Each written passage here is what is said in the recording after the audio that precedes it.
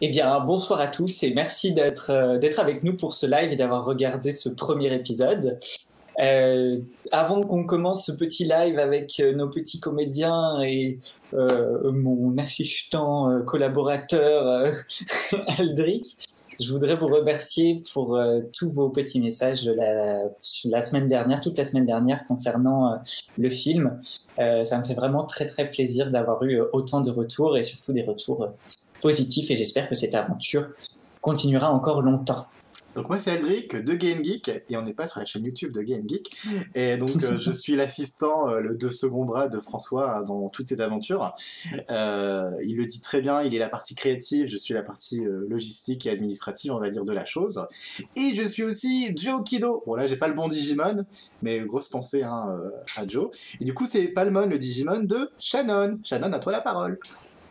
Alors moi c'est Shannon et j'interprète Mimi. Elle le dit pas parce qu'elle est modeste, mais elle est comédienne et chanteuse. À toi Valentin. Donc moi c'est Valentin et je prête ma voix à Tantomon qui est ici. Voilà. L'épisode que vous venez de voir ce soir, du coup, c'est le premier qu'on a réalisé, du coup, le premier sur lequel on a travaillé. Je sais plus, ça remonte à juin ou juillet de l'année dernière, il me semble, si je dis pas de bêtises. Donc c'est vraiment, c'est un des épisodes sur lequel on a le plus travaillé. Étant donné que c'était un peu notre épisode de rodage. Là, c'était vraiment l'entrée dans le vif du sujet, on va dire. J'avoue que la première fois que on a commencé à recevoir du coup nos pistes avec chaque personnage, et je commençais à écouter le premier épisode, c'était juste extraordinaire. Bien sûr, il a fallu régler plein de soucis. Donc sur les micros, tout ça, essayer de faire en sorte que justement tous les micros se ressemblent et qu'on a l'impression que tout a été enregistré dans la même pièce. Donc ça a été le début des premiers challenges, essayer de résoudre des petits soucis comme ça. Mais c'est vraiment une aventure qui est extraordinaire et qui dépasse vraiment toutes mes attentes. Et je suis vraiment content d'être tombé sur des gens aussi impliqués. Même d'ailleurs certaines personnes qui, suite à ce premier épisode, ont carrément investi dans de nouveaux micros pour que la qualité s'améliore et que tout soit au rendez-vous. Je confirme, François. C'était du coup, je confirme, les castings ont lieu en juin. On a fait le doublage de l'épisode à partir du 1er juillet, parce qu'on avait l'envie de sortir une première version le 1er août pour fêter justement l'anniversaire de Digimon. On y est parvenu. Suite à cette première version, on a refait une deuxième, parce qu'il y a eu un changement de comédien notamment sur Taichi, et beaucoup de réglages.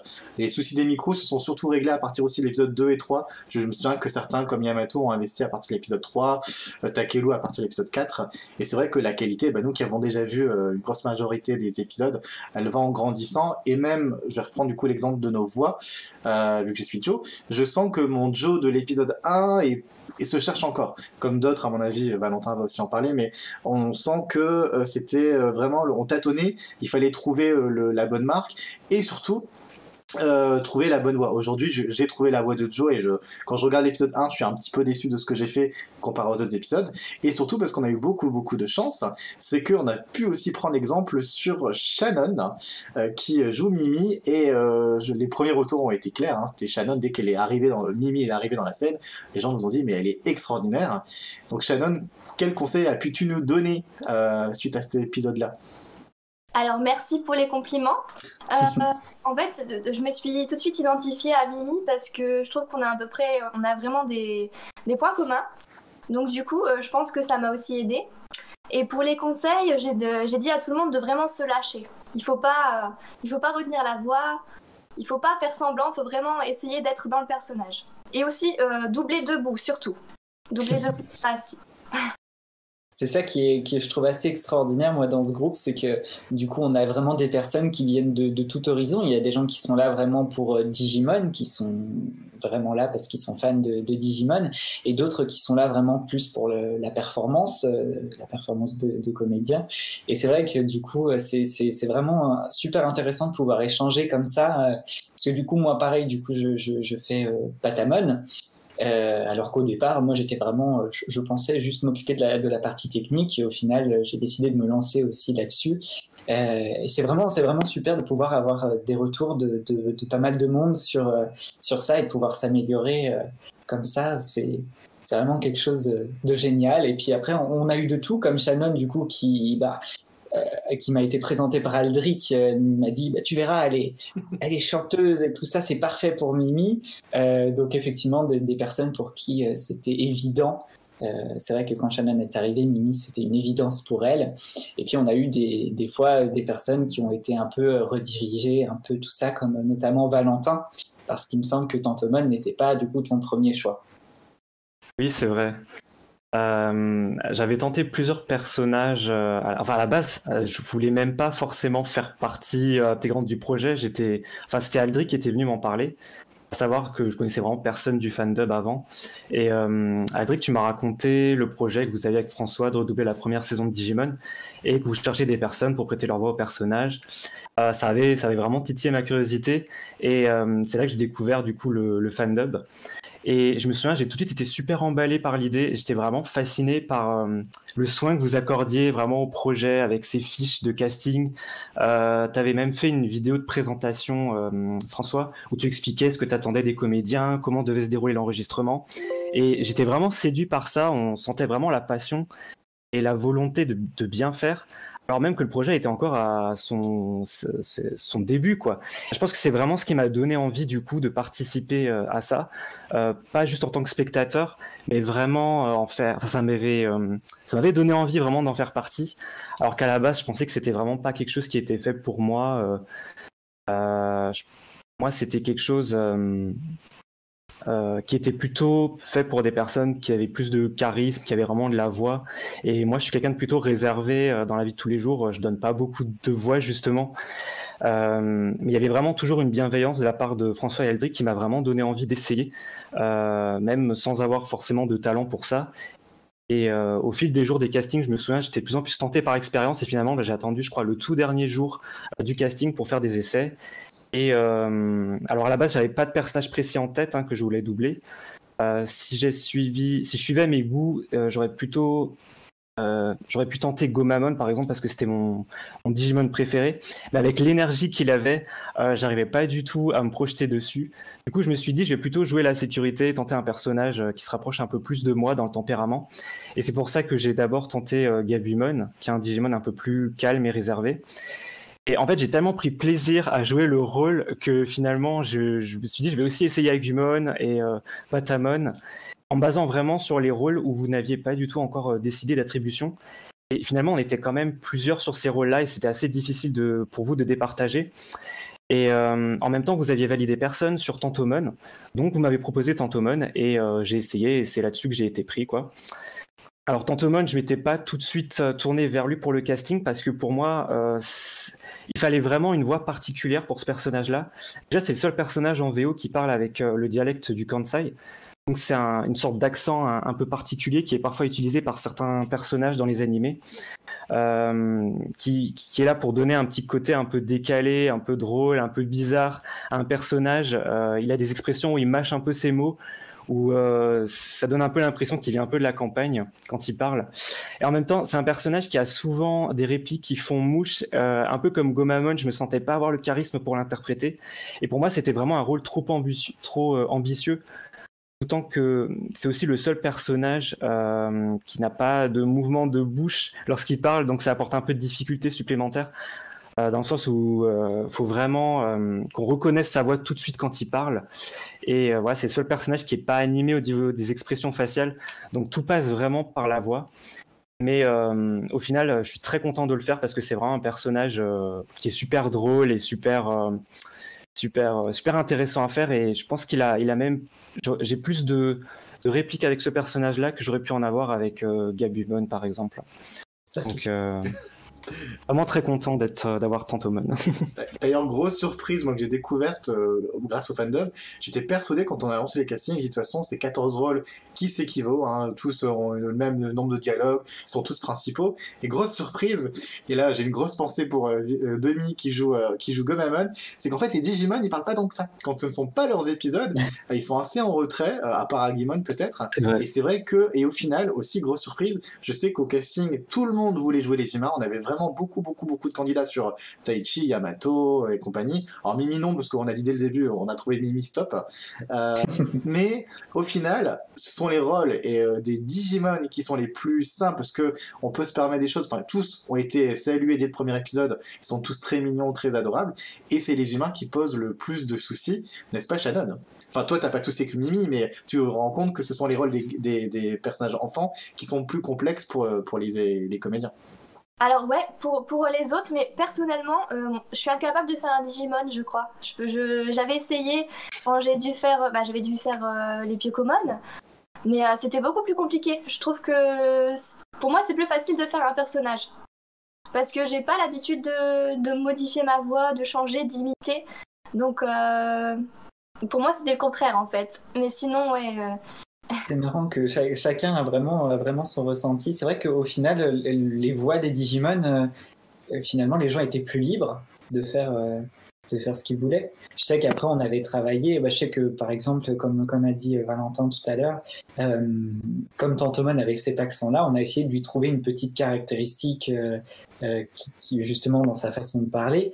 Et je sais que du coup, Valentin avait fait plusieurs essais. On avait validé du coup ce côté un peu zozotant que je trouvais assez sympathique.